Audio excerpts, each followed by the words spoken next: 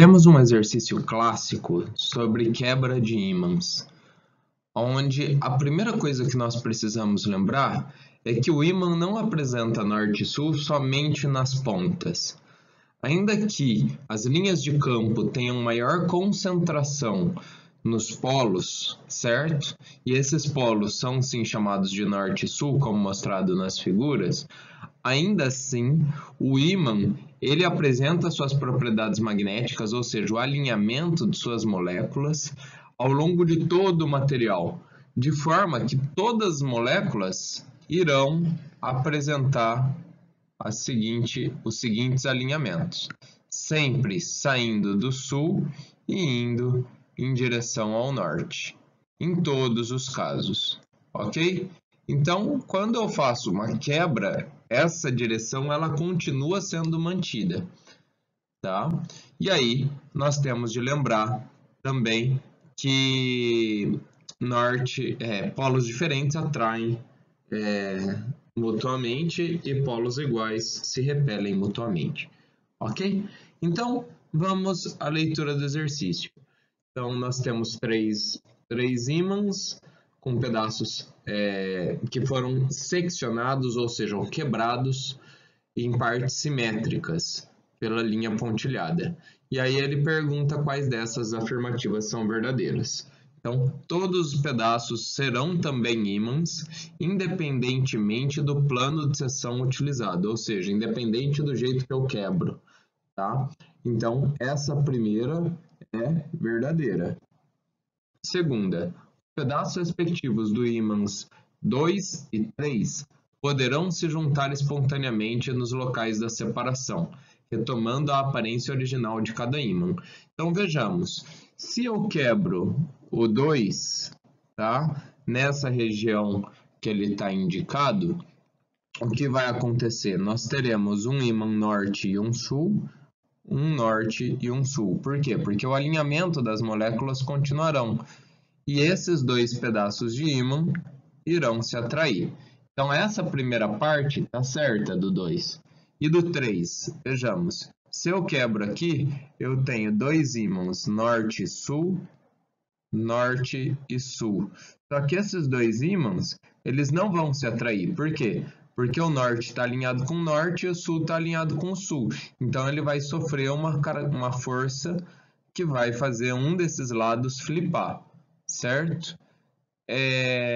Então, essa segunda parte de que o ímã 3 vai se juntar está equivocado. Ele vai rodar. A 2 está errada. 3. Na seção dos ímãs 1 e 2, os polos magnéticos ficarão separados, mantendo cada um único polo. Então, essa está errada. Então, a gente chama isso de impossibilidade da existência de monopolo magnético, ou seja, não é possível separar o polo norte do polo sul. Ele sempre terá dois polos. Tá? Então, com isso, a resposta correta é apenas a A1. Então, nós temos que é a letra A.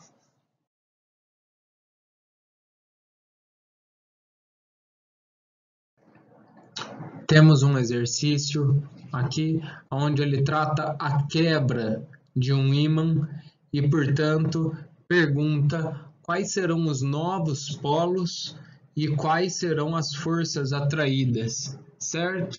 Então, a primeira coisa que nós precisamos sempre recordar é que um ímã ele não é composto simplesmente por aquilo que vemos, mas sim cada elemento que o constitui forma um ímã interno, certo? Todos eles apontando ali internamente, todos eles tendo a mesma direção. Portanto, ao quebrar um ímã, esse ímã ele continua tendo dois polos, ele não passa a ter um polo só, correto? Então, quando eu quebro esse ímã em 3, eu produzo três novos ímãs, correto? Então, e todos eles tendo os dois polos. Então, vejamos aqui as partes que estão faltando. Nessas condições, podemos afirmar que os pedaços 1 e 3, ou seja, os dois elementos externos, pedaço 1 e pedaço 3, quando se alinharem da forma com que estão, eles irão se atrair ou repelir?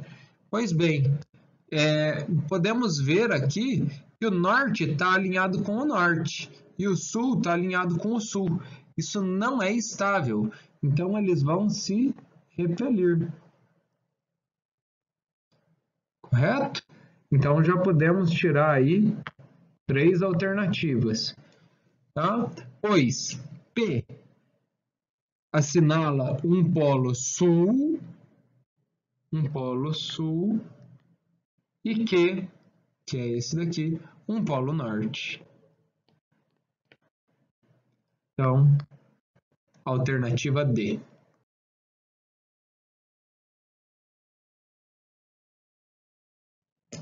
Nesse exercício, temos a foto de 2 ímãs dispostos, uma foto bem realística, tentando nos mostrar alguma limalha de ferro que mapeia o campo magnético ao redor de ímãs de barra. Correto?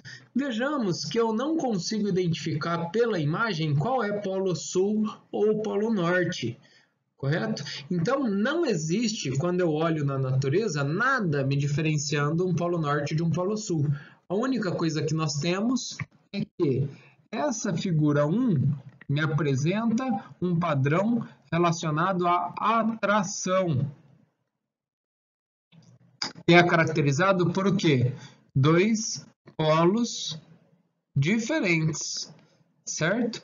Já aqui, na figura 2, nós temos a repulsão, né? Ou seja, 2 polos iguais. Se assim o é, né? Então, vejamos quais das afirmativas podem nos representar algo assim. Então, ele fala que na figura 1, nós temos polo norte e polo norte, o que não é verdade. A figura 1 é um padrão atrativo, logo, de 2 polos diferentes. Então, a A está errada. Na B, novamente, norte e norte na figura 1. É equivocado. Depois nós temos na C e na D, norte e sul, na figura 1. Podem ser. Na E, sul e sul, também está equivocada. Certo? Agora analisemos a segunda parte das respostas. É um padrão, na figura 2, de repulsão, portanto, 2 polos iguais. A letra C nos apresenta que seria sul e norte na figura 2. Então, está equivocada. Enquanto a letra D nos apresenta sul e sul. E por conta disso, é a afirmativa correta.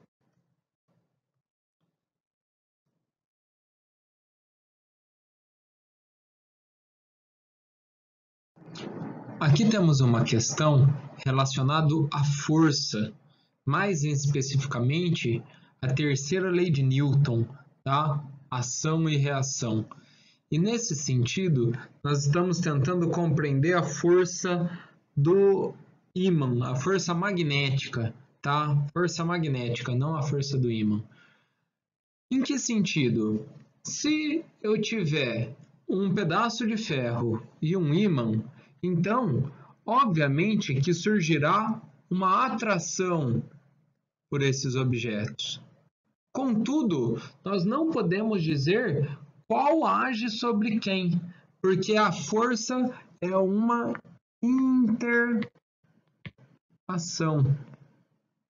interação, ou seja, uma ação entre os 2 corpos. E nesse sentido, eu não tenho quem a provoca e quem a recebe. Eu não tenho um agente e um sujeito passivo e um ativo.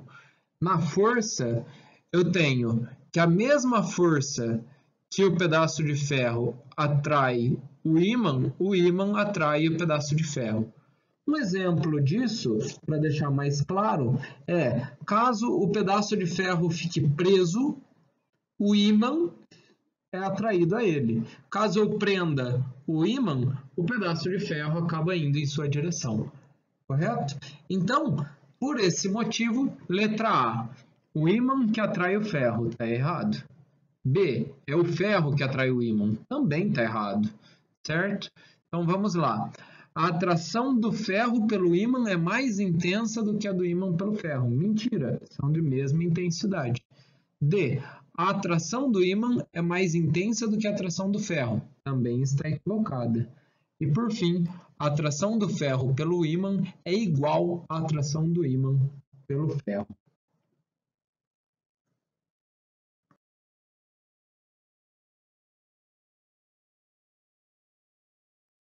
Nessa nossa questão, nós temos 4 bússolas.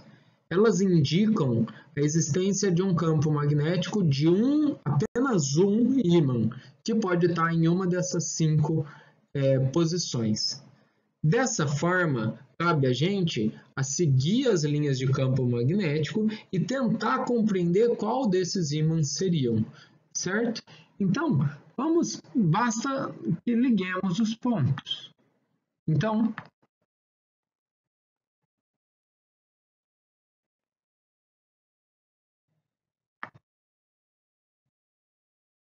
opa! Vejam aí que se ligarmos os pontos fazendo então a inflexão dos ímãs das bússolas que estão à esquerda, ele já nos indica que seria ali o 5, correto?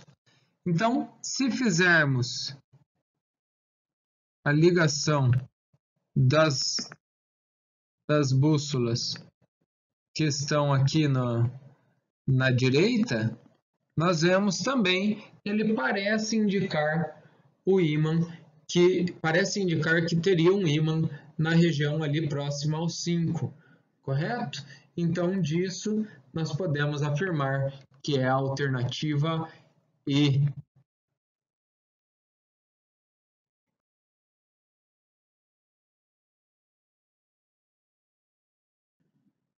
Uma questãozinha de verdadeiro e falso acerca do campo magnético terrestre. Perfeito? Então, com relação ao campo magnético e à orientação geográfica, julgue as alternativas como verdadeiras e falsas. Então, nós temos a planeta Terra aqui, mais ou menos. Tá? Nós temos aquilo que nós conhecemos como Polo Norte geográfico, que é perto dos Estados Unidos. Nós temos o Polo Sul geográfico, que é abaixo ali da Argentina, certo? Então, primeira coisa que nós temos é a primeira afirmativa lá em cima. Os polos sul magnético terrestre situa-se próximo à região do Polo Norte geográfico. Então, realmente, próximo aqui do Polo Norte geográfico, nós temos o Polo Sul magnético. E próximo à região do Sul geográfico, nós temos o Polo Norte magnético, certo? Então, a primeira é verdadeira. Depois, as linhas de campo magnético do campo magnético terrestre emergem do polo na região do Polo Sul geográfico. Então, lembremos, se eu tiver um ímã em barra, o campo ele sempre sai do norte e vai em direção ao sul, certo? Então, sai do norte e vem em direção ao sul. Na Terra é a mesma coisa. Ele sai do norte e vem em direção ao sul. Só que é o sul e o norte magnéticos, tá? Portanto, as linhas de campo magnético na região do sul geográfico. Então, está verdadeira, porque o sul geográfico equivale ao norte magnético. Correto? O magma presente na litosfera terrestre e a revolução da Terra, ou seja, a rotação da Terra em torno do Sol, são as fontes de campo magnético terrestre. Então, essa também é verdadeira. O magma ele é uma substância que tem excesso de elétrons, certo? Excesso de elétrons livres e Por conta da revolução da Terra, nós temos elétrons livres em rotação, em movimento. Elétrons livres em movimento geram campos magnéticos, pela regra da mão direita, a experiência de Ørsted. Ok? Os fenômenos atmosféricos da aurora boreal e austral são observados em função da existência do campo magnético terrestre. Então, isso está certo novamente. Por quê? Porque se um vento solar chega aqui, ele será defletido pelo campo magnético, certo? Então, ele será defletido pelo campo magnético. Quando ele chega próximo dessas regiões dos polos, ele encontra como se fosse um funil. Ele ganha velocidade e interage com a atmosfera, certo? Ganha velocidade, entra na atmosfera e então interage com a atmosfera no local, gerando então luzes. Esses são as auroras boreais e austrais. Então, é verdadeiro. Por fim, na Groenlândia, situado nas latitudes 60 e 80 norte, né? O fluxo magnético associado ao campo magnético é menor do que o fluxo existente no Brasil. Então, é errado. Por quê? Porque as linhas de campo aqui na Groenlândia estão mais próximas, justamente porque está mais próximo do polo, certo? Então, se nós vermos, ele está realmente mais próximo do polo. E com isso, as linhas de campo lá são mais intensas, ok? Então, essa última afirmativa é falsa.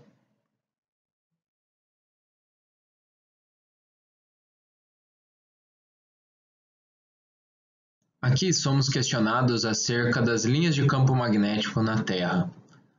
Então, ele inicia a questão fazendo uma analogia da Terra com um imenso ímã, né? E por isso tem magnetismo próprio.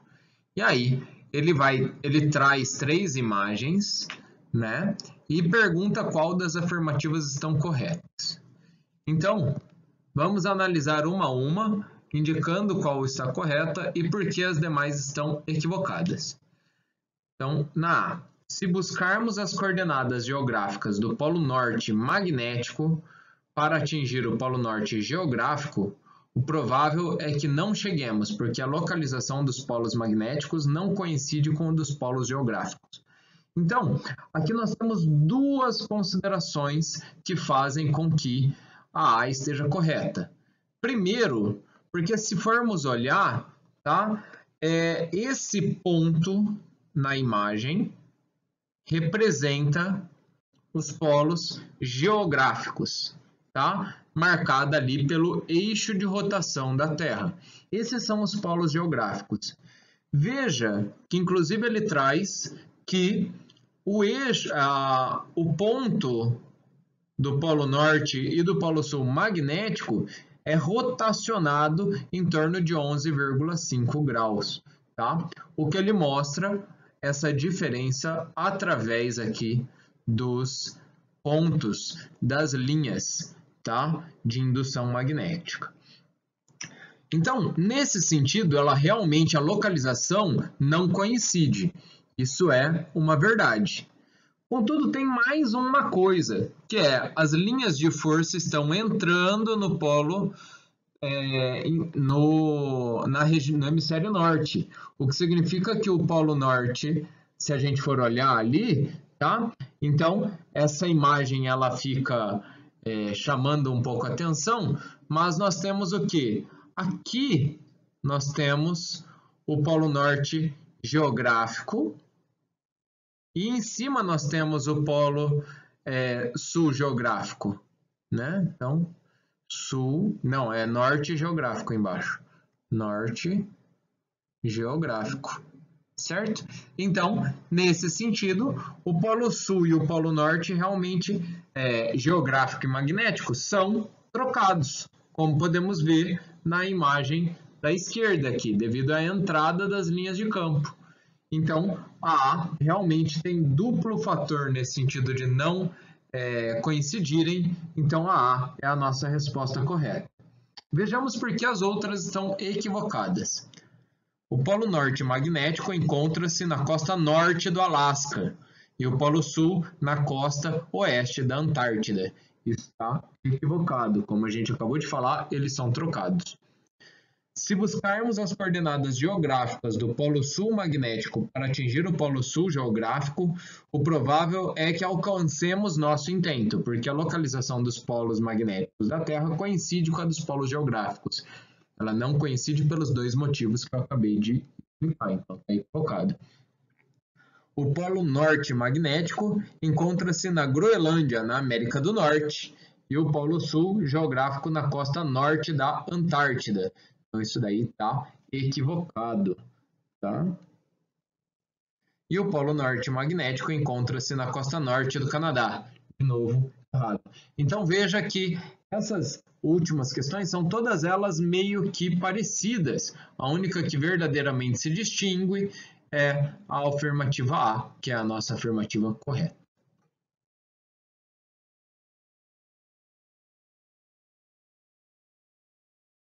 Nessa questão, temos um ímã com um formato um pouco peculiar.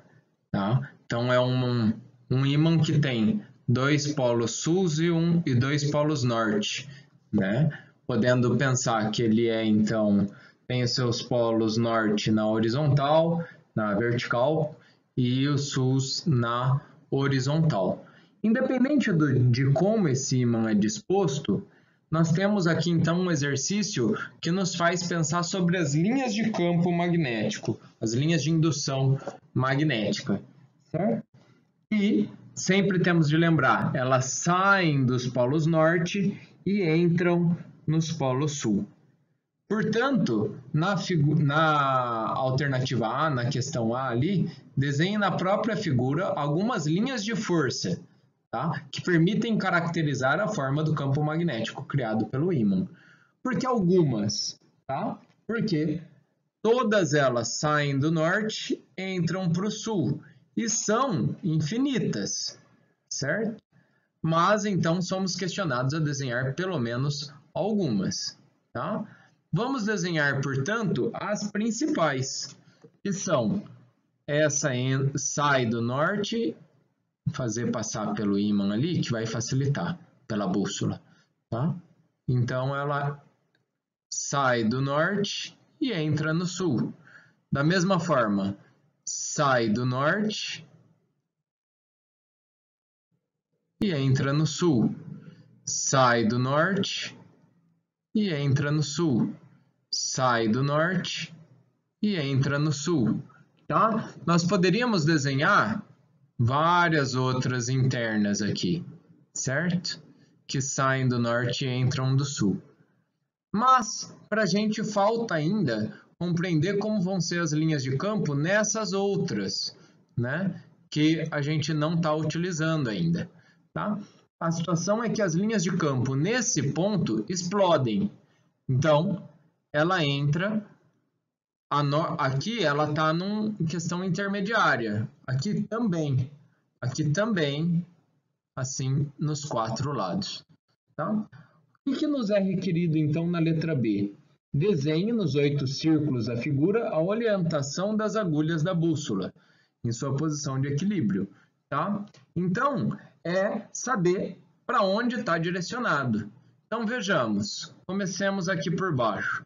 As linhas de campo saem do norte. Portanto, a bússola ali, tá? Então, colocando ela em azul escuro, ela está direcionada para baixo, tá? Da mesma forma, indo em sentido anti-horário, tá? Nós temos, ela vai estar orientada dessa forma, do norte para o sul. Aqui, ela está entrando no Polo Sul. Depois, orientada do norte para o sul. Veja, a linha sai do Polo Norte e vai em direção ao sul. Lá em cima, nós temos ela orientada para cima. Depois, do norte para o sul. nós temos orientada em direção ao sul, tá? E do norte para o sul. Então, essa é a resposta dessa questão.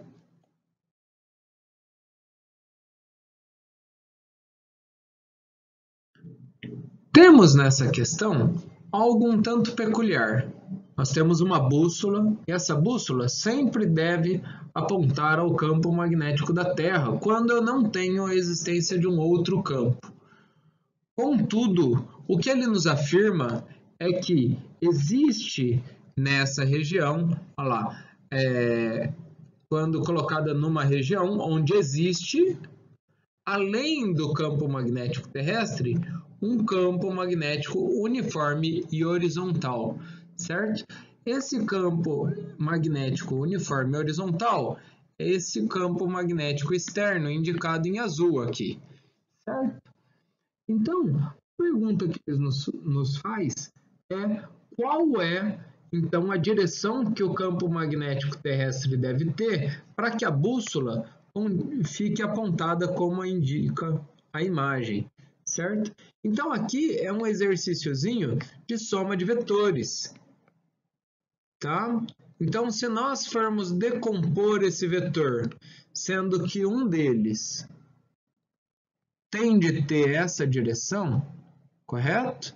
Então, onde estará, que é o campo magnético externo, né? É essa direção aqui, onde deve, portanto, estar o outro vetor que somado a ele dá a direção que nós vemos.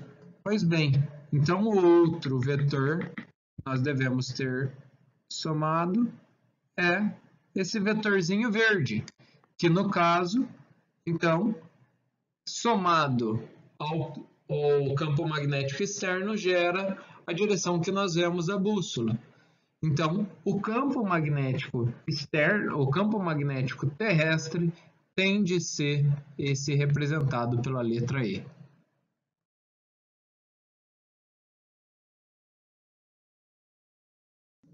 Temos aqui uma típica questão do Enem, nos trazendo um contexto e nos questionando sobre o princípio fundamental. Nesse contexto, ele explica a situação de como medicamentos são conduzidos pelo corpo do paciente através de ímãs, certo? Fazendo com que as nanopartículas que estão ligadas ali aos medicamentos cheguem até determinados locais. Correto? Então vejamos os conceitos e aplicações da eletricidade e do magnetismo que estão corretos e equivocados e por quê. Então, as linhas de indução do campo magnético, ou seja, linha magnética, linha de campo magnético, certo? Geradas pelos ímãs, são linhas contínuas, ou seja, elas não têm rompimento. Se eu tiver um ímã aqui, essa linha ela é contínua, ela não se rompe, mesmo quando a gente faz isso daqui, tá? Então, essas linhas não se rompem em momento nenhum, tá correto, tá? E vão do polo norte para o polo sul, tá? E ele ainda coloca fora do ímã, certo? Então, elas vêm nesse sentido. Então, essa primeira alternativa já é a nossa alternativa correta.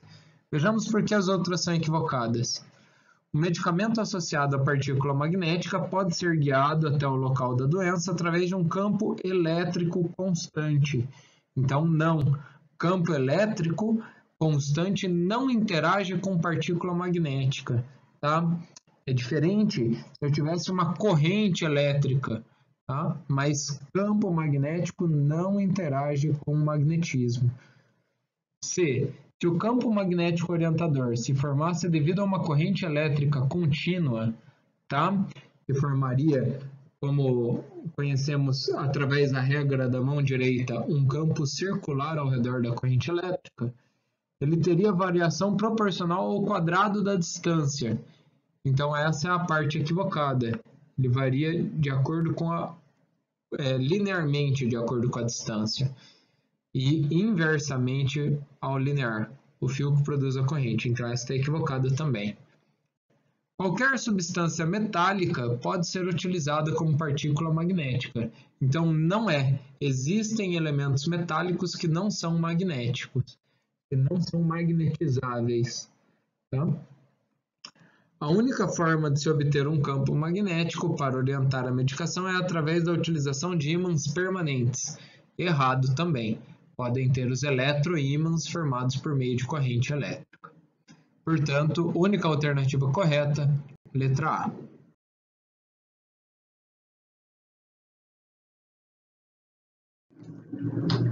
Nesse exercício, somos questionados a ver o efeito magnético gerado por uma corrente elétrica, sendo que temos duas correntes elétricas, temos uma corrente elétrica passando por dois fios, que estão em 90 graus um ao outro, perpendiculares ali um ao outro, certo? Então, para isso, é sempre importante lembrarmos da regra da mão direita, que nos fala o seguinte, que se uma corrente I passa por um determinado material, ele gera um campo elétrico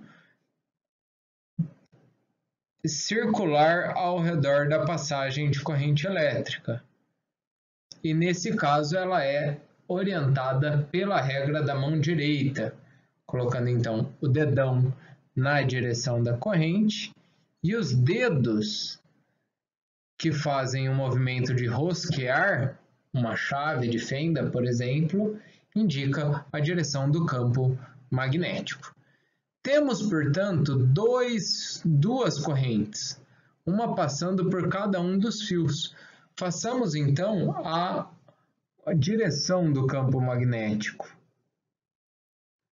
A direção do campo magnético, devido à corrente 2I, ela é de forma a estar saindo do plano inferior. Então, aqui ela está saindo, e do plano superior ela está entrando, correto? Já a corrente elétrica, devido à corrente I, que está ali em azul, ela estará então dessa forma saindo do lado esquerdo e entrando do lado direito. Tá?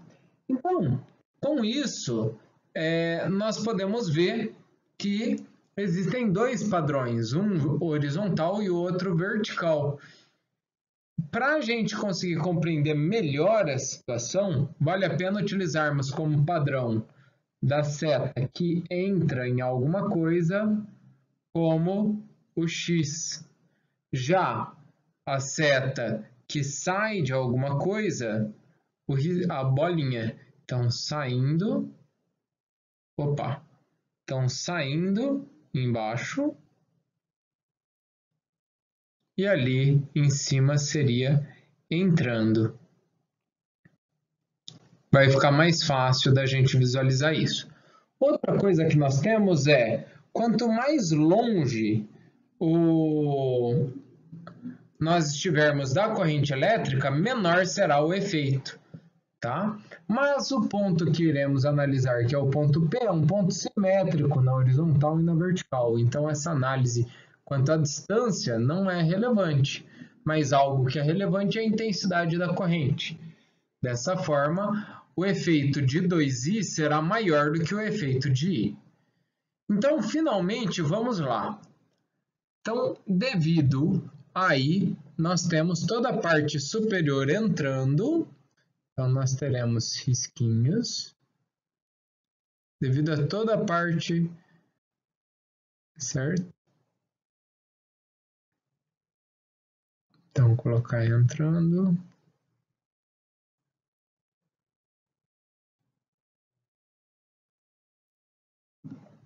E já na parte inferior, nós teremos saindo.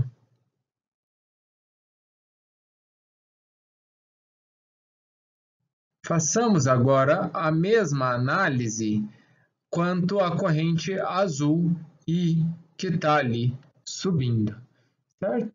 Então, a corrente azul I, ela estará entrando na região da direita e saindo na região da esquerda, com uma intensidade um pouco inferior àquela da corrente vermelha. De qualquer forma, na parte superior, o padrão se repete. Tá? Então, veja que existem dois quadrantes onde os efeitos se somam. E nós temos outros dois quadrantes que os efeitos são subtraídos entre um e outro, certo? Então, no caso, a análise é em um desses quadrantes que o efeito é subtraído um pelo outro.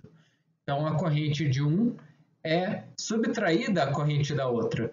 Só que o efeito da corrente I azul é menor do que o efeito da corrente vermelha de 2I. Com essa análise, vejamos a resposta correta. O resultado é nulo. Essa não é verdade, porque a azul não consegue anular a vermelha. Possui módulo diferente de zero e está saindo perpendicularmente do plano.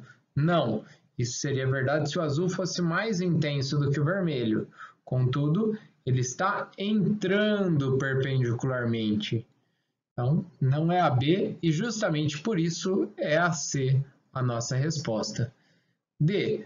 Possui módulo diferente de zero horizontalmente para a esquerda. Não, ele não estará para a esquerda nem verticalmente para cima.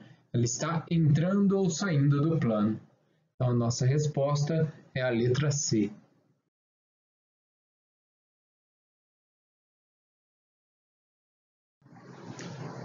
Nesse exercício, somos requisitados a analisar o efeito magnético gerado por uma corrente elétrica. Então, sempre lembremos de que, ao analisar esse efeito, nós temos uma corrente convencional, ou seja, que sai do polo positivo e vai para o polo negativo. Tá? É uma corrente convencional e o efeito dele segue de acordo com a regra da mão direita, tá? Passando então em um movimento anti-horário se for para cima, um movimento horário se estiver para baixo. Nesse caso, nós temos uma bobina com uma corrente que sai do fio por aqui e passa por trás. Tá? Então, a corrente está subindo. Tá?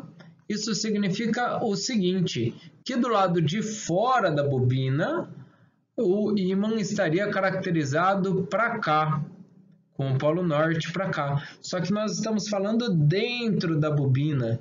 Dentro da bobina, esse campo magnético estará flipado. Tá?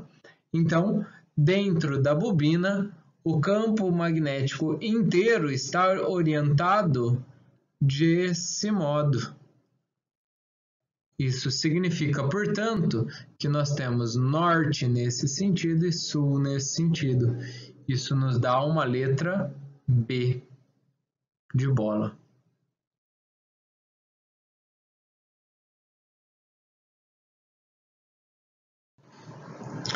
Aqui temos uma situação no qual nos é descrito dois fios elétricos longos e paralelos colocados a uma pequena distância um do outro.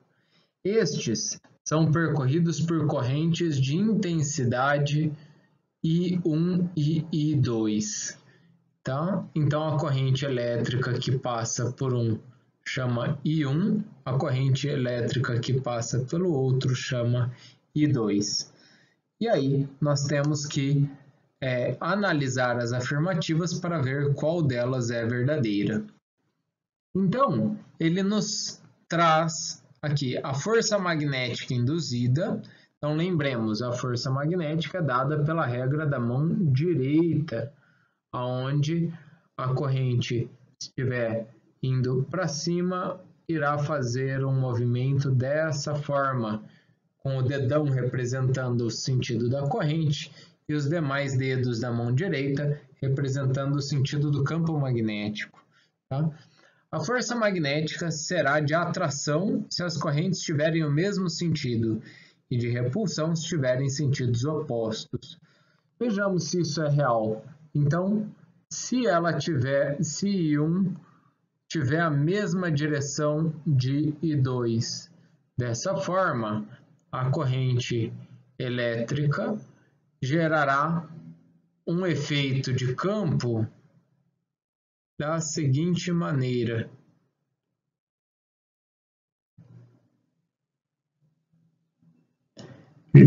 Que será similar ao efeito da parte de baixo. Agora, comparemos o seguinte.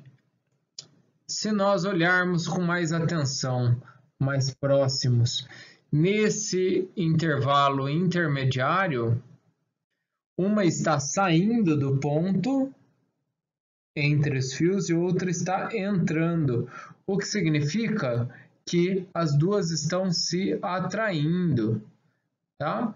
Então, se há atração, até a primeira parte ele está falando verdadeiro, olha lá, se estiverem no mesmo sentido, eles sofrerão uma força de atração. Se eu inverter a corrente elétrica, inverte também a direção. Então, digamos que eu inverta a corrente elétrica. Dessa forma, ela estará saindo da parte entre os dois fios e entrando na parte externa. E agora, os dois estarão com ele saindo. Se é a mesma direção de campo magnético, ímãs de mesmo polo se repelem. Então, a A é verdadeira. Vejamos, a força será sempre de atração. Acabamos de falar o oposto. Então, a B e a C estão equivocadas. Não aparecerá força alguma, desde que as correntes tenham a mesma intensidade e o mesmo sentido. Também está equivocado. Perfeito? Então, a resposta é a letra A.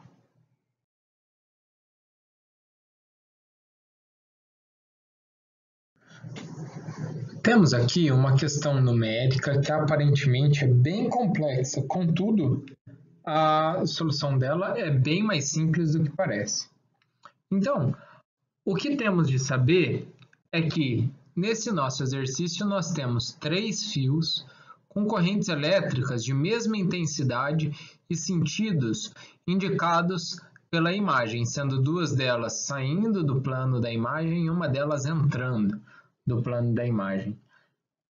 Depois disso, nós temos que o efeito dela, qual será o efeito dela gerado sobre o ponto da localidade P, correto?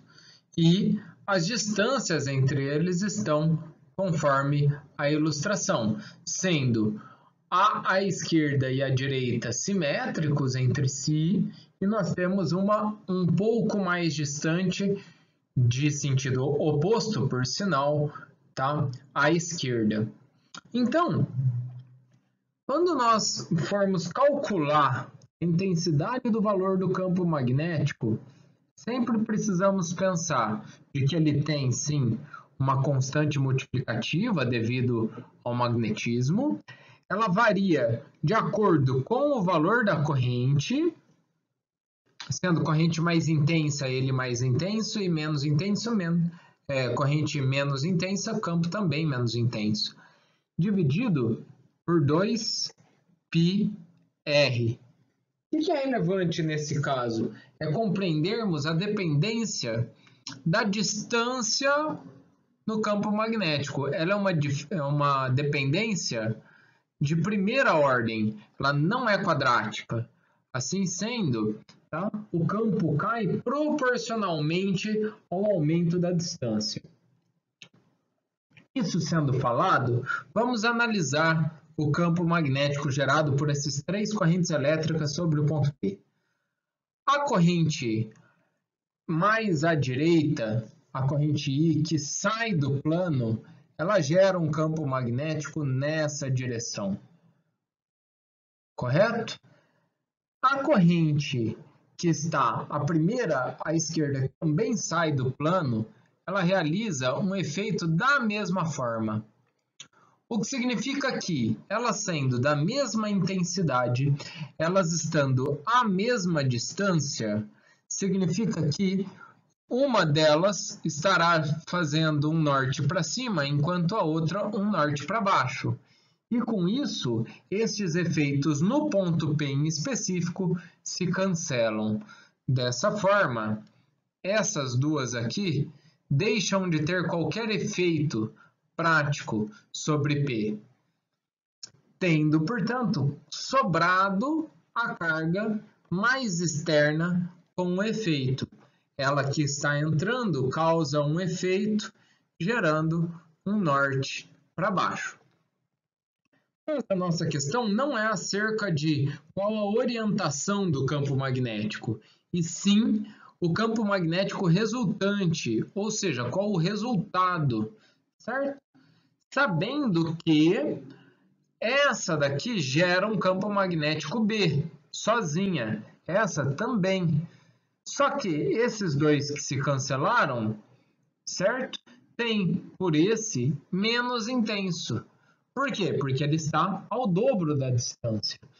Se ele está ao dobro da distância, ele terá metade da intensidade. Portanto, não é 3B, não é o triplo da intensidade, tampouco é a intensidade completa, certo? Tampouco é a D, que seria 5B sobre 2. 5 sobre 2 está dando 2,5 vezes. O que não é, ela é menor. E aí, ela é menor quanto? É o dobro da distância, então a intensidade é 1/3 ou metade, né? Então, já que ele é linearmente proporcional, já que ele é inversamente proporcional, mas a potência 1, então, se eu dobro a distância, que foi o caso, de 20 virou 40, se eu dobro a distância, eu diminuo a intensidade pela metade. Portanto, a resposta é letra B. Aqui temos um exercício com 3 partículas entrando num campo magnético uniforme descrito por B, certo? Então, vamos começar identificando o que é um campo magnético uniforme que ele coloca. Isso quer dizer o seguinte, que o valor do campo magnético em toda a região, certo?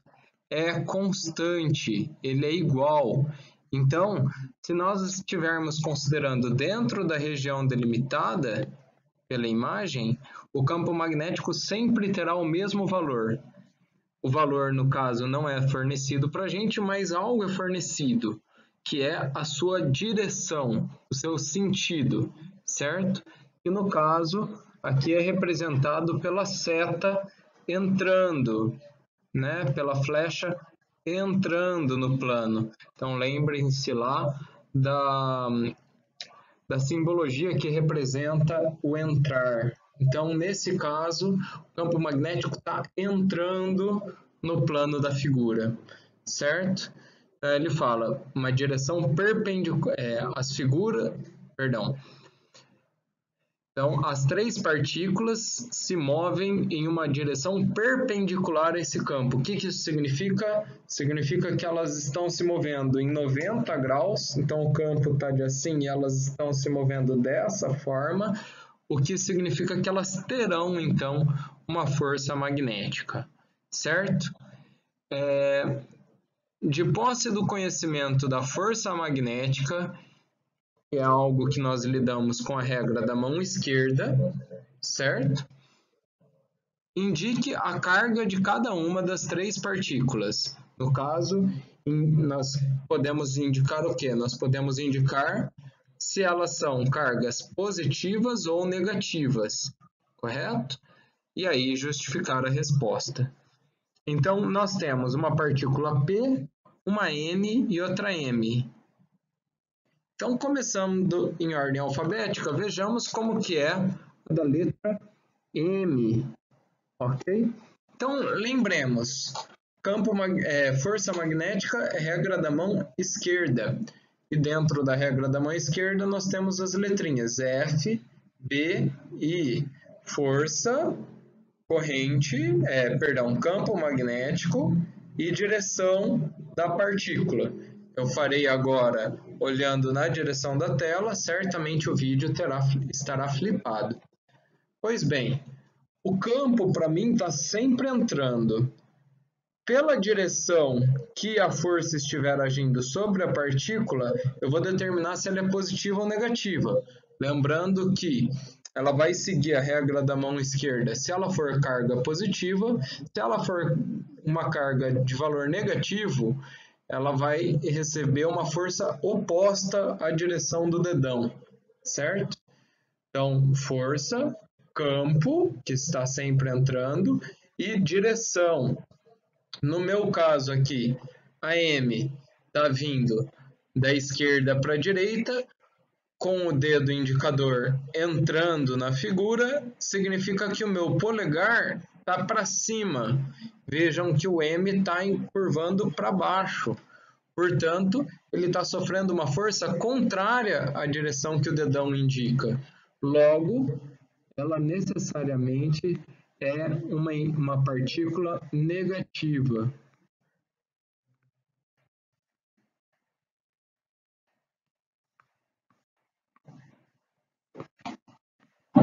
Correto?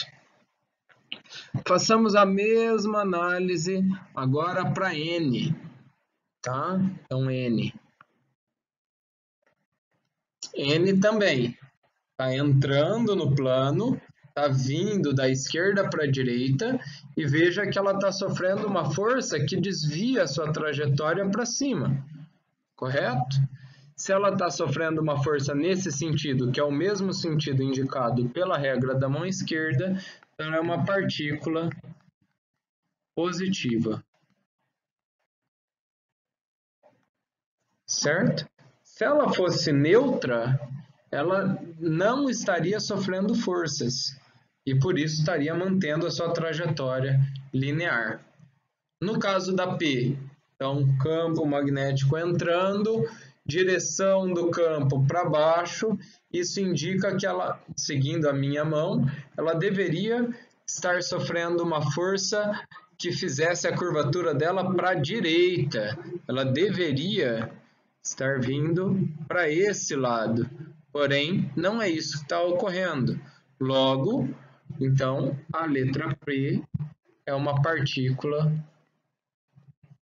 negativa.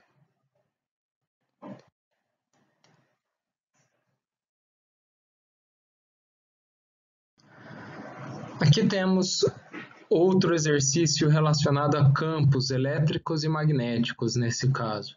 Então, preferencialmente é um exercício para alguém que já tenha visto campo elétrico também, se não fica aí um pouco de, seja uma revisão ou seja até uma introdução ao conteúdo de campo elétrico. Nesse caso, nós temos uma partícula de carga negativa, tá? Então, essa bolinha azul aqui tem carga negativa e, portanto, ela vai sempre contrário à direção dos campos, ok? Ela vai contra a direção do campo elétrico, né? Uma vez que o campo elétrico sempre sai do positivo e vai em sentido ao negativo, e ela vai voltar aos positivos, tá? E também, se nós pegarmos a força magnética regida pela regra da mão esquerda, ela vai ser contrária à força gerada pela regra da mão esquerda, que determina a força sofrida por uma partícula positiva. Então, vejamos. O exercício nos dá 3 possibilidades para gerar esse movimento que nós temos descrito na imagem, levando em consideração, tá, que ele tem velocidade constante, ou seja, que ao longo dessa trajetória a partícula sofreu uma variação de direção, mas não sofreu variação de velocidade. E esse dado aí é importante, tá? Porque nas correções que nós vemos na internet nesse exercício, por vezes eles esquecem desse dado e acabam cometendo um erro, ok? Então, digamos aqui, na primeira alternativa, eu tenho um campo elétrico paralelo ao eixo dos y. Lembrando, o que ele está falando aqui? Eixo dos y. Ele está falando que aqui é essa é a forma, então ele está dizendo que eu tenho um campo elétrico nesse sentido. Tá? No sentido dos y negativo, ou seja, ele está falando que está descendo. O que isso significa? Significaria que eu teria cargas positivas aqui e cargas negativas aqui. Pois bem, como a gente tinha comentado, se ele tem um campo no sentido para baixo, essa partícula ela não pode estar dessa forma. Então, esse campo elétrico não produziria a imagem que está ali, ele produziria uma imagem da partícula vindo para cima, tá? Por ela ser negativa. Então, a primeira alternativa aí é falsa, ok? Então, primeira alternativa falsa. 2. Um campo magnético perpendicular. Então, o que significa a palavra perpendicular? Significa 90 graus ao plano XY, ou seja, a esse XY que está aí na imagem. Então, ela estaria entrando ou saindo do plano. Legal. Ele, inclusive, nos dá, e aqui que a gente tem que ver se realmente não tem problema, ele fala que ela seria entrando no plano. Então, regra da mão esquerda, força, campo, direção da partícula. Então, força, campo magnético entrando, indicador na tela, certo? Direção da partícula, da esquerda para a direita. O dedão naturalmente se orienta para cima, tá? Então, se ela fosse uma partícula positiva, ela sofreria uma força para cima. Vejamos que ela está sofrendo uma força para baixo, o que indica realmente que ela é uma carga negativa condizente com o enunciado. Então, a segunda alternativa é verdadeira. Perfeito?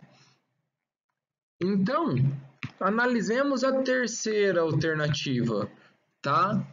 Ele fala, prestemos atenção, que é possível que no primeiro quadrante tenha um campo magnético perpendicular ao plano XY.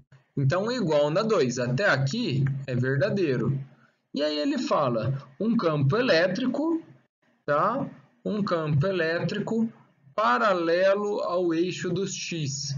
Lembremos, quadrante paralelo ao eixo do X. Ele fala que paralelo ao eixo do X é isso daqui. Tá? Se eu fizer um campo elétrico dessa forma, e ele não dá a direção, tá? Mas o que aconteceria se uma partícula elétrica entra num campo elétrico que está, nesse caso, paralelo ao seu movimento? Então, tá certo que algumas correções na internet colocam que fala que, eventualmente, ele não sofreria desvio. Perfeito. Contudo, o que ele faria? Se ele tivesse com o campo magnético vindo contrário ao movimento, significa que aqui teria que ter cargas positivas. Ao ter cargas positivas, esse elétron ele teria um movimento acelerado. Estaria indo em direção a esse campo elétrico, a essa fonte ali de campo elétrico, certo? Se em contrapartida aqui fosse um campo, uma barra com partículas negativas e, portanto, o campo elétrico na mesma direção do movimento, esse elétron sofreria uma frenagem, certo? Porque ele estaria indo de encontro a partículas negativas e ele tem a tendência de ser atraído por partículas positivas. Ou seja, o que teria por fins práticos? esse campo elétrico impediria essa partícula de ter uma velocidade constante. Portanto, essa letra 3, esse número 3 está errado, somente a 2, então essa nós temos a letra B.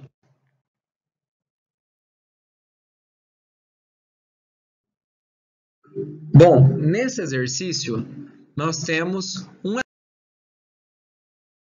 Nesse exercício, temos então, numa imagem, um fio elétrico percorrido por uma corrente, da qual a direção da corrente sobe, portanto, cargas negativas embaixo, positivas em cima, corrente subindo.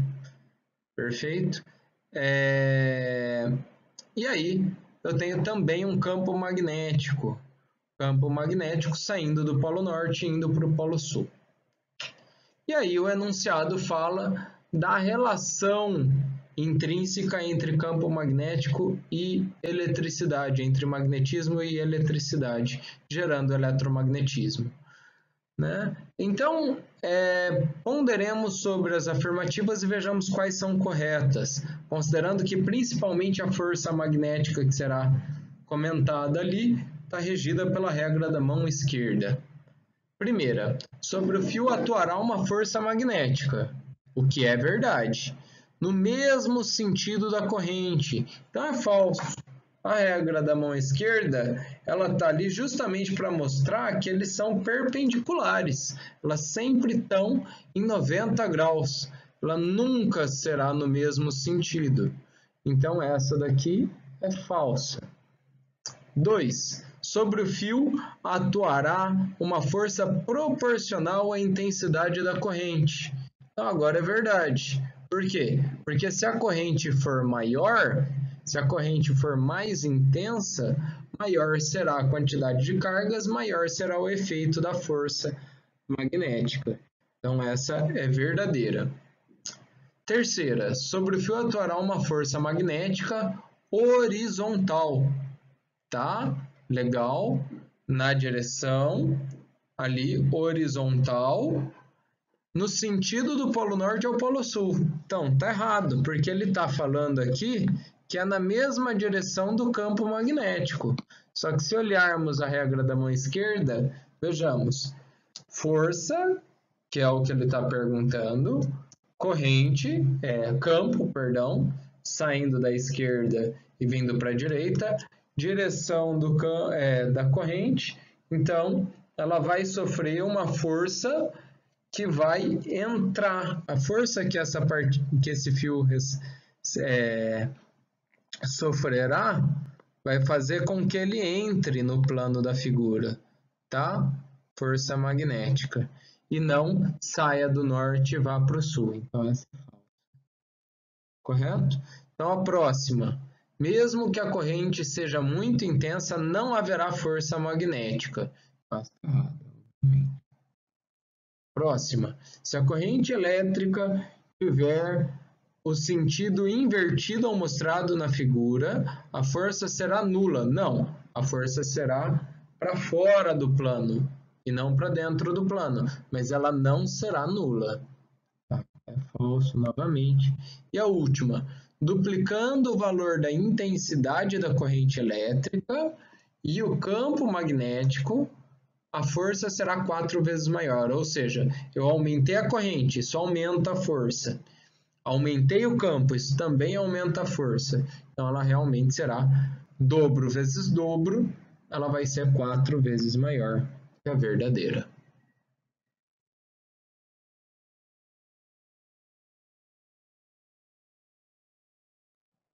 Vamos analisar esse diagrama, certo? Para tentar compreender e posteriormente descrever exatamente como que esse circuito ele funciona, ok? Então, a primeira coisa nós temos aqui na região esquerda os contatos, tá? Então, o contato da porta e o contato da janela. Então, no que eu ligo o alarme, certo? O que acontece? Normalmente, a porta e a janela estão fechadas. certo? Então, o alarme está ativado e a partir desse momento,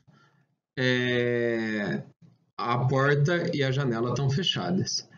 Se eventualmente eu abro essa porta, o que ele acaba acontecendo?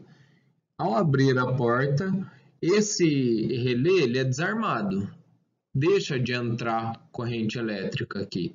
Deixando de entrar corrente elétrica, ele desliga esse eletroímã, certo? Desligando esse eletroímã, o que acaba acontecendo? Isso daqui ele tem uma mola, tá? Então, ele vai forçar esse mecanismo, tá, a fechar. Se ele fecha, ele liga uma corrente elétrica entre esses dois, e ao ligar a corrente elétrica entre esses dois, ele liga a campainha. E é aí que passa então a disparar a campainha, tá? Então, no circuito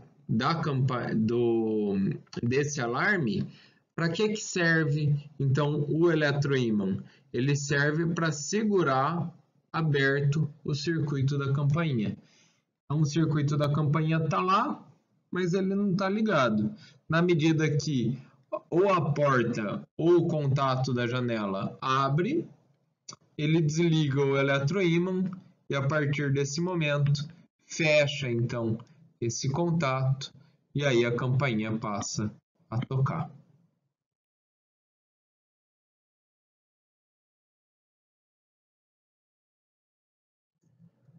Um exercício sobre indução magnética, né? Lembrando que a indução magnética ela é o efeito que surge quando eu aproximo ou afasto um ímã de uma espira, certo? Uma espira metálica. Em outras palavras, quando eu aumento ou diminuo um campo elétrico percorrido por cargas elétricas, tá? Então faz com que surja uma corrente elétrica, ou seja, esses portadores de carga vão se deslocar, tá? E a direção é sempre oposta ao fenômeno que a criou. Então, se o campo magnético aumenta, a corrente fará surgir um campo magnético que diminua a corrente que estava aumentando, para tentar manter constante o campo magnético no local. Ok? Feita essa recordação, então vamos lá. Aproxima-se um ímã, tá? Colocado aqui. Então, aproxima-se um ímã de um anel metálico fixo em um suporte isolante. Porque isso para essas cargas não fluírem para o chão, tá? Então, como mostra a figura, o movimento do ímã em direção ao anel, então, causa um efeito. Então, não é a letra A.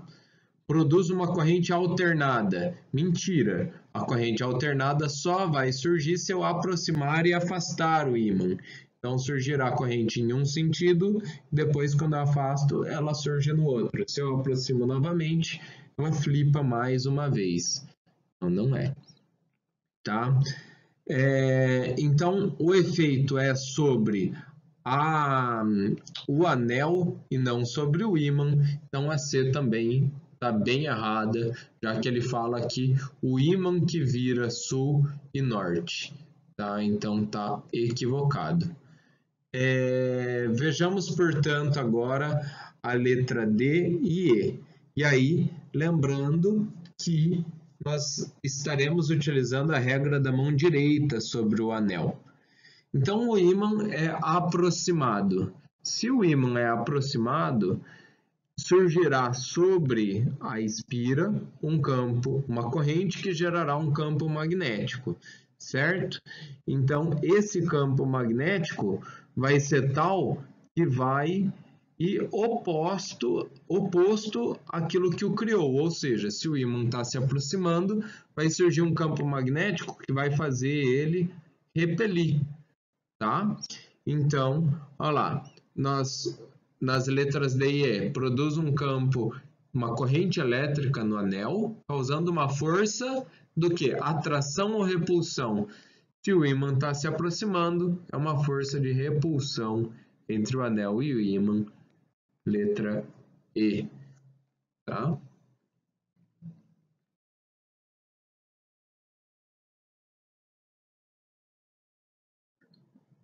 Temos aqui um exercício sobre indução magnética, certo? Lembrando, a indução magnética ela é criada quando se aproxima ou se afasta um ímã de uma espira. Em outras palavras, se eu aumento ou diminuo um campo magnético que percorre uma corrente elétrica. Tá? Então, nós temos ali uma espira circular de raio R ligada a um galvanômetro com zero central. O que isso significa? Ele está medindo a corrente. O galvanômetro é esse equipamento ali embaixo que serve para medir corrente, tá? E ele ser com zero central significa o zero está no meio. Se ele vier para um lado, corrente numa direção. Se ele vier para o outro, corrente na outra direção. Tá? Então é isso que ele está falando ali.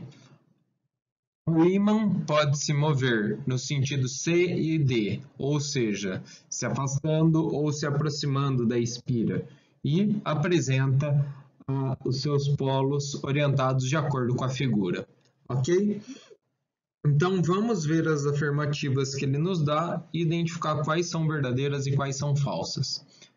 Primeiro, se o ímã se aproximar da espira, aparecerá na mesma uma corrente com o sentido A.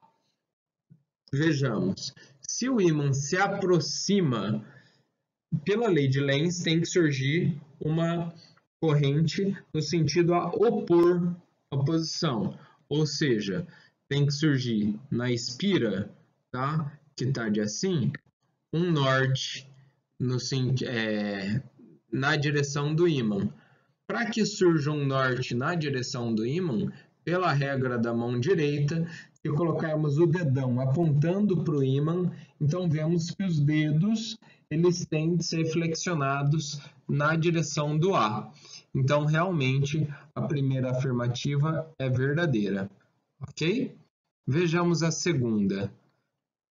Então, se o ímã se afasta da espira, aparecerá na mesma uma corrente no sentido de A. Pois bem, a primeira e a segunda não podem ser verdadeiras ao mesmo tempo, correto? Então, nesse caso, se o ímã se afasta, tem que surgir algo que atrai.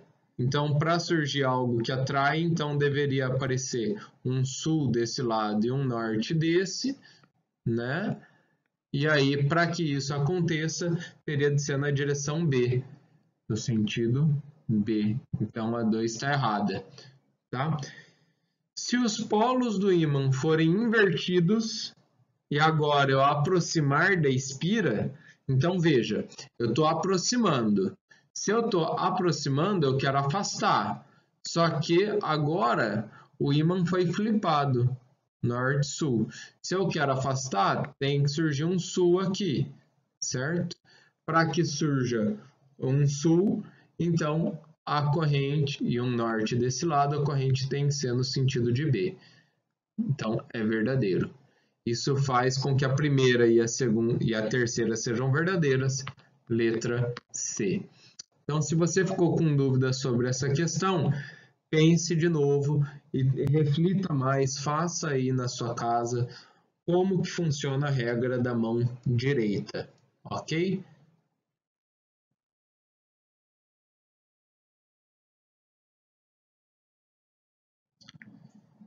Nesse exercício, temos uma aplicação da indução eletromagnética, que é o transformador.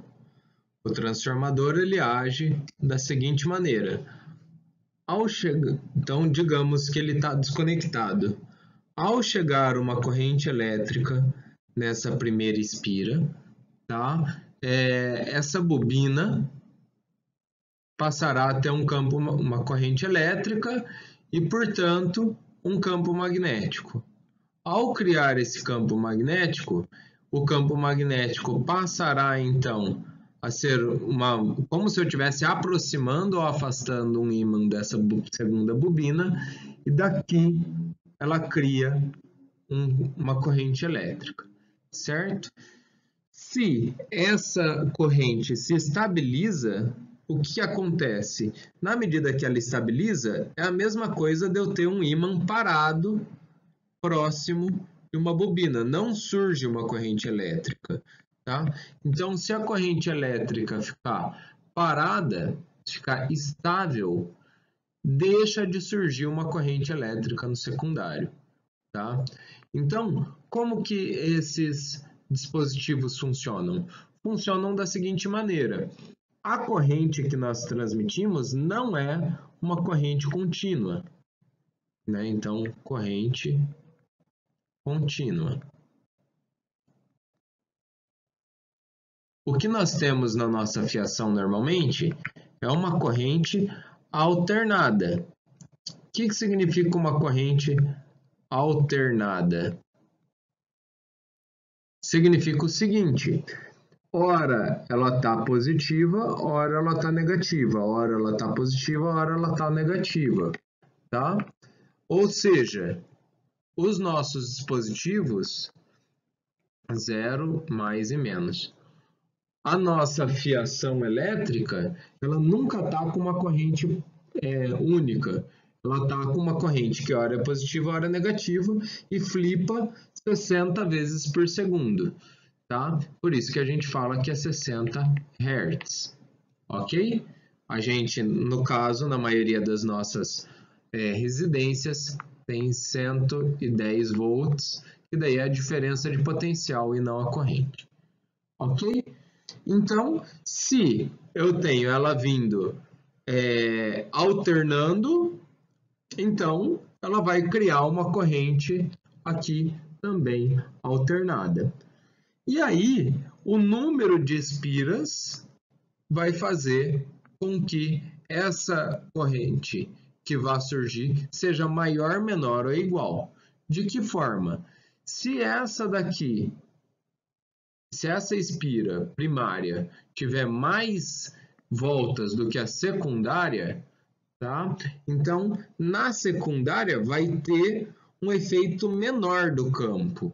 Eu vou estar tendo menor variação, porque eu tenho menos espiras. Então, eu tenho uma voltagem menor. Se em contrapartida eu tiver mais espiras, eu vou sentir mais essa variação e, portanto, eu tenho uma tensão maior.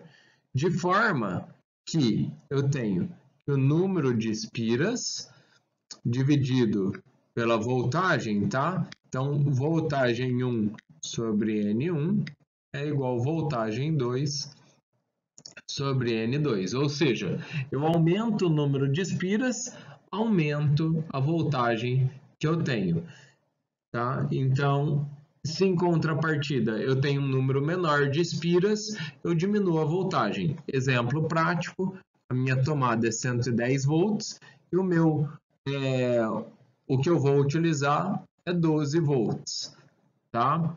Ou, se eu quiser transformar de 220 para 110, tá? Então, nesse caso último, vai ter somente para cada uma volta do primário, eu tenho 2 voltas do secundário. No primeiro caso, para cada uma volta do primário, ou seja, aqui eu tenho 10 voltas a mais, né? Então, para cada 10 voltas, eu tenho aproximadamente 1, certo? Visto esse básico de transformadores, vamos ver qual deles é verdadeiro e qual é falso, ok? O funcionamento do transformador é baseado no fenômeno de indução eletromagnética. É verdadeiro. Segundo, o transformador só funciona em corrente contínua. Então, no começo da nossa explicação, a gente falou que se fosse corrente contínua e constante, a bobina geraria um pulso de corrente elétrica e pararia de funcionar. E que ela funciona justamente porque é uma corrente alternada. Então, a segunda é falsa. Terceiro, se o número de espiras do primário é maior que o número de espiras do secundário, o transformador funciona como um elevador de potência. Falso. Ele seria como um diminuidor, porque ele está gerando nesse caso, ele estaria gerando uma voltagem menor, então também é falso. Então, a única alternativa correta é a 1, a única afirmativa correta é a 1, o que nos dá a alternativa C.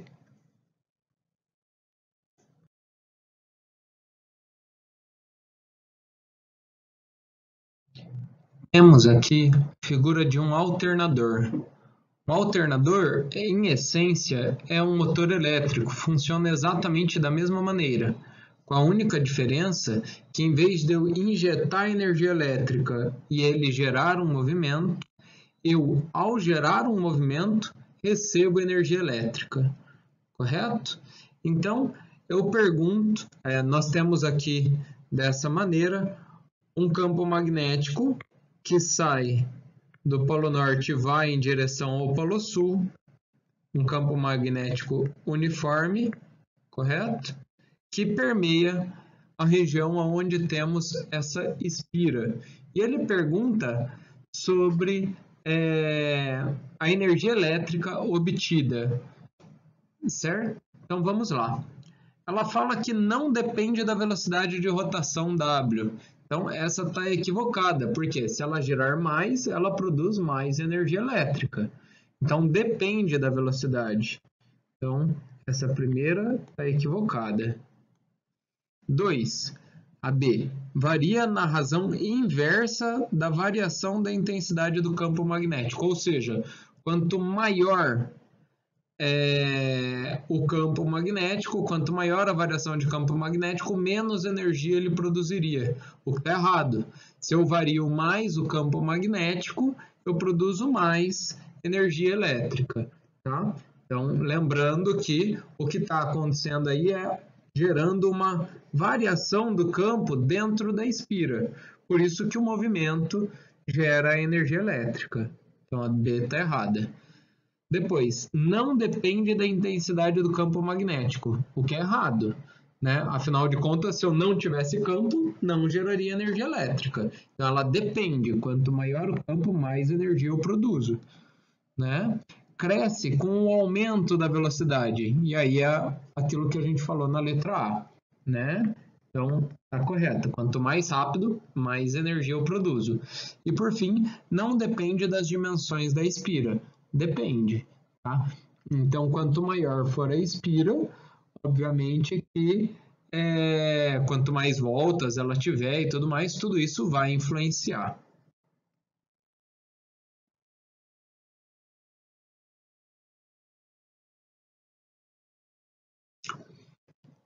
Este exercício nos descreve a existência de um alternador e um gerador de energia elétrica.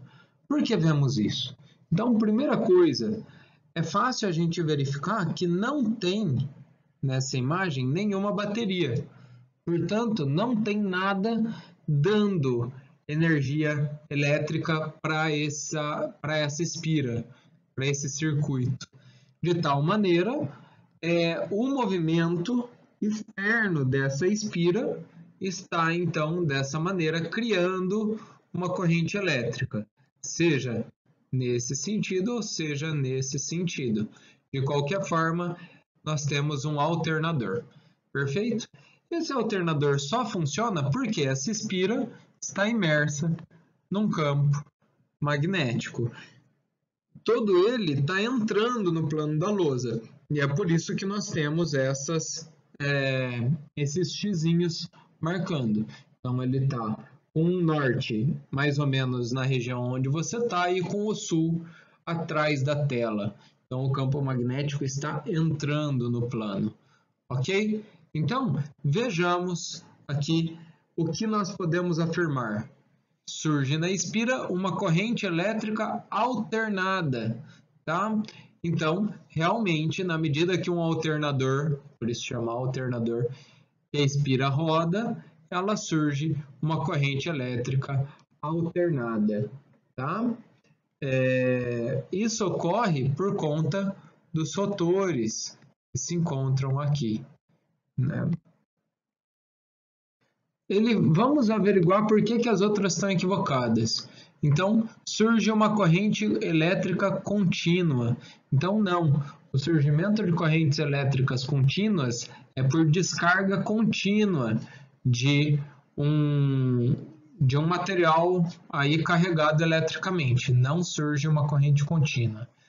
Surge uma força eletromotriz induzida constante. Então, força eletromotriz é uma palavra diferente para DDP, tá? Então, a DDP, ou diferença de potencial, ou voltagem, esses termos são análogos, mas não são sinônimos, né? Mas para todos os nossos casos aqui está tranquilo. A tensão, né? Também é outra palavra chamada aqui, tensão. A tensão que surge desse campo não é constante, tá? Ela é variável, da mesma forma que nós temos a corrente sendo variável, então está errada. Surge na espira uma força eletromotriz sem que a corrente elétrica circule na espira, então é impossível surgir uma tensão, uma voltagem sem ter corrente elétrica, tá? E aí ele fala a força eletromotriz na espira é nula. Então, de novo, está equivocado. Não teria como surgir uma corrente elétrica se não surgisse também uma voltagem.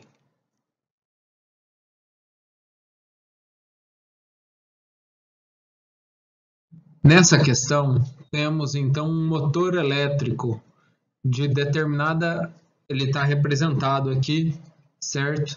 E aí, nós somos questionados algumas coisas sobre ele. Então, alguns elementos que o compõem. Nós temos os ímãs, né? Então, um ímã norte, um ímã com o polo norte voltado nesse ponto.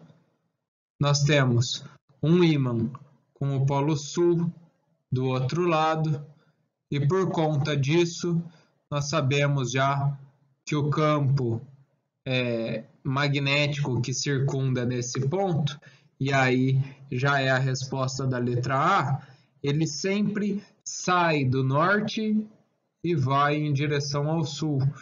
Então, o campo magnético da letra A, ele é dessa determinada forma, certo? Qual será? Então, ele sai do Polo Norte e vai ao Polo Sul. Essa é a direção do campo magnético. B.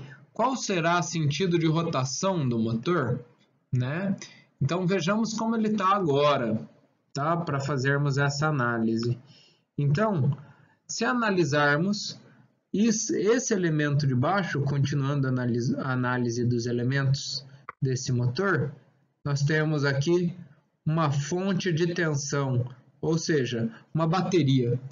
E a bateria está com o polo positivo nesse lado da esquerda, né? Portanto, nós temos uma corrente elétrica vindo nessa direção, certo? Dessa maneira, corrente elétrica nesse sentido. Se a corrente elétrica está nesse sentido, então nós precisamos utilizar a regra da mão esquerda para identificar a força que atuará sobre cada elemento dessa espira, tanto o elemento da esquerda quanto o elemento da direita, tá? Então, fazendo a regra da mão esquerda, força FB, campo magnético e corrente. Então, o dedo indicador deve estar apontando o polo sul. O dedo médio tem que estar voltado para a tela, porque ao analisar o elemento da espira que está à esquerda, ela está entrando na tela. Logo, a força indicada pelo dedão está para baixo. Então, força magnética está para baixo. Se nós analisarmos o elemento da direita, então agora a corrente está entrando, tá? Está vindo em sua direção, saindo da tela, correto? Portanto, a força magnética sobre esse ponto será para cima. Então, nós teremos um torque no sentido anti-horário. Uma outra maneira de eu fazer isso é realizar aqui a regra da mão direita. A regra da mão direita indicando o sentido da corrente elétrica. Então, se a corrente elétrica está vindo nesse sentido, para baixo nós teremos um eletroímã formado tendo o polo norte. O polo norte sofre uma repulsão do norte e uma atração do sul, fazendo então com que ele gire em sentido anti-horário.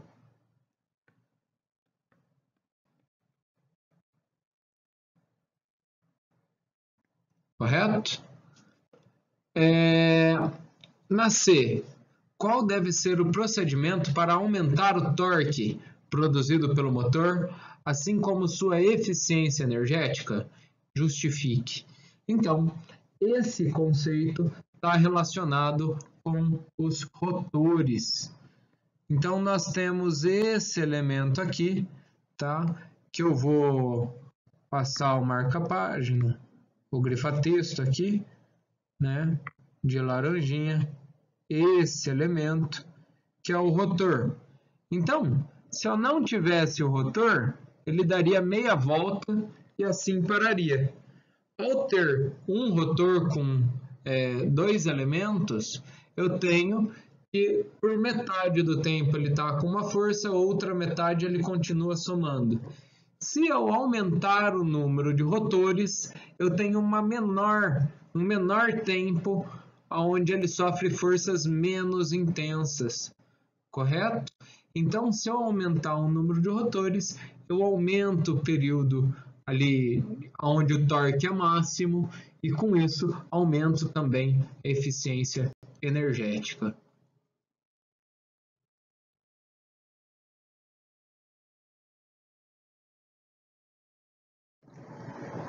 Aqui temos uma questão acerca das ondas, que nesse caso ele compara o ouvir e o ver de um astronauta fora da atmosfera terrestre, certo? Então, os contatos, nesse caso, os contatos entre Marcos e a base, tá? Então, ele comenta, tá? Com base no texto, nos seus conhecimentos, ouvir e falar com Marcos porque, para essa conversa, estavam envolvidas apenas ondas mecânicas transversais, para que essas se propagam tanto no vácuo como no ar. Então, ondas mecânicas necessitam de meios materiais, o que significa para se propagar, o que significa que ela não se propaga no vácuo. Então, essa está errada. Apenas ondas eletromagnéticas, já que essas propagam tanto no vácuo quanto no ar. Essa é verdadeira, mas a fala humana depende das ondas mecânicas. Então, não tem como gerar uma fala somente com ondas eletromagnéticas. Vamos deixar essa por aí para ver se tem alguma mais correta. Ondas eletromagnéticas e ondas transversais, que são transversais, que apresentam as mesmas frequências, velocidades e comprimentos de onda ao passar de um meio para o outro. Isso é falso, tá? Sempre que uma onda passa de um meio para o outro, ela muda a sua velocidade e, por consequente, muda também a relação entre frequência e comprimento de onda. Então, a C está errada. Ondas mecânicas transversais que apresentam as mesmas frequências, velocidades e comprimentos ao passar de um meio para o outro. Então, de novo, mesma coisa, está errado. Tá? Tanto ondas eletromagnéticas transversais se propagam no vácuo, quanto ondas mecânicas longitudinais, que necessitam de um meio material para sua propagação. Então, a E é a nossa resposta. A fala dele é longitudinal, é uma onda mecânica que é convertida para ser transmitida via onda eletromagnética. Essa é a nossa resposta.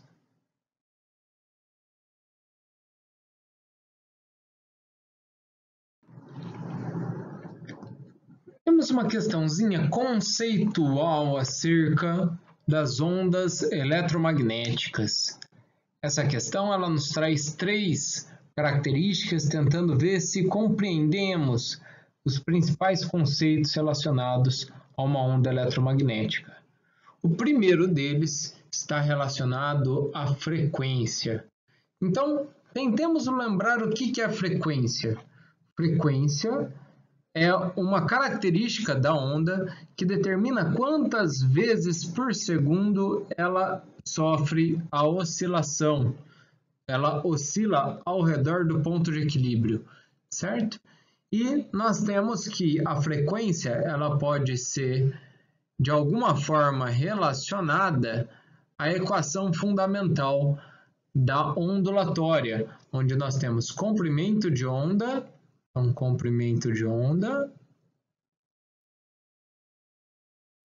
e nós temos a frequência. Então, o V é a velocidade. Então, a velocidade de propagação de uma onda depende somente da sua natureza e do meio em que ela se propaga.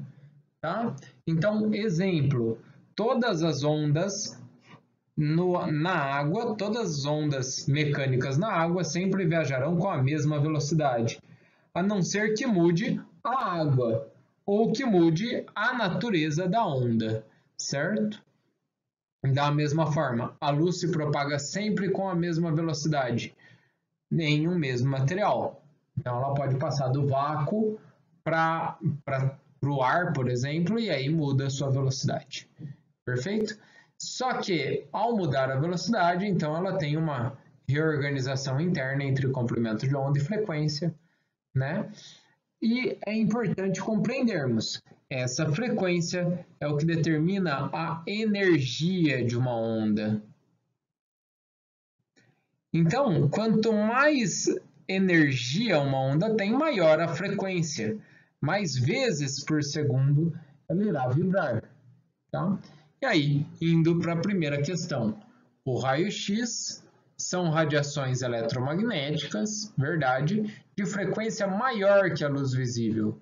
Então é só pensarmos, o raio-x é altamente penetrante e faz mal à saúde, ele é ionizante.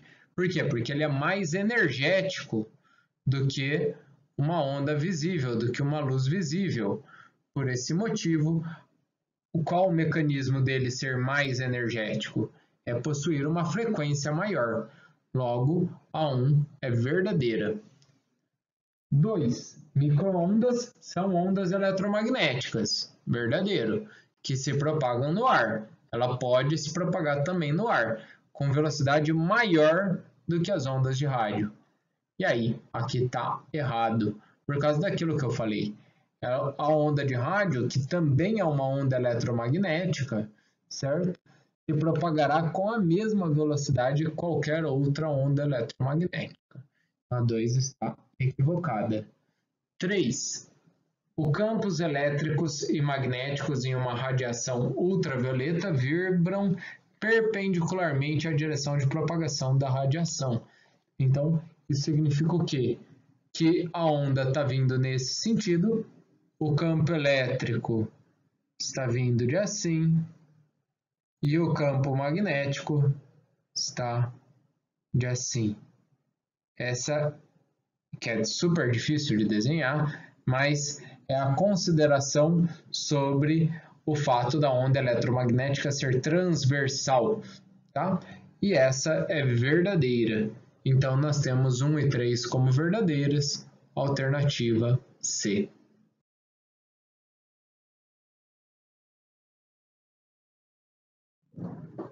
Aqui temos uma questãozinha que nos pede para identificarmos a correlação entre frequência e comprimento de onda de uma onda eletromagnética.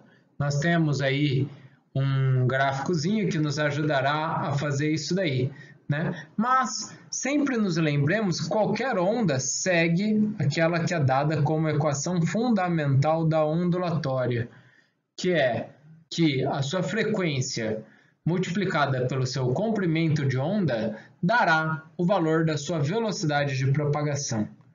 Dessa forma, nós temos que 3 vezes 10 à oitava é igual a comprimento de onda, que queremos saber, vezes a frequência, que é 2,5 vezes 10 à nona Hz. Correto? Então, sobra para nós calcularmos o comprimento de onda. Antes de fazê-lo, vejamos no gráfico que ali se encontra. É uma frequência de 10 à nona Hz. Então, vejam, frequência 10 à nona. Só que 2,5. 2,5 vai estar mais ou menos aqui. Então, disso, já sabemos que dos únicos destes grandes, vamos por assim, né, que ele coloca, nós temos que ela não pode estar como onda de rádio, que seria aqui, ela não pode estar como infravermelho, não pode estar como luz visível e muito menos raio-x, sobrando para nós somente a alternativa C. Mas façamos essa conta. E para isso, primeiramente, igualemos as potências. Então fica 3 vezes 10 à oitava é igual comprimento de onda vezes 25, estou pegando 1 desse 10, 25 vezes 10 à oitava. Comprimento de onda vai ser igual. Ele estava com o 25 vezes 10 à oitava multiplicando, o qual passará dividindo. 3 vezes 10 à oitava dividido por 25 vezes 10 à oitava. Esses 10 à oitava conseguem ser cancelados. Teremos comprimento de onda é igual a 3 dividido por 25, o qual dá 0,12 metros.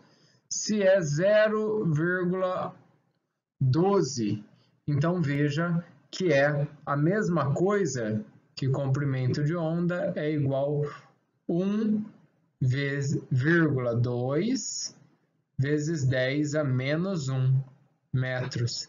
E é por isso que ele traz 10 a menos 1 na resposta. Então, nossa resposta é a letra C.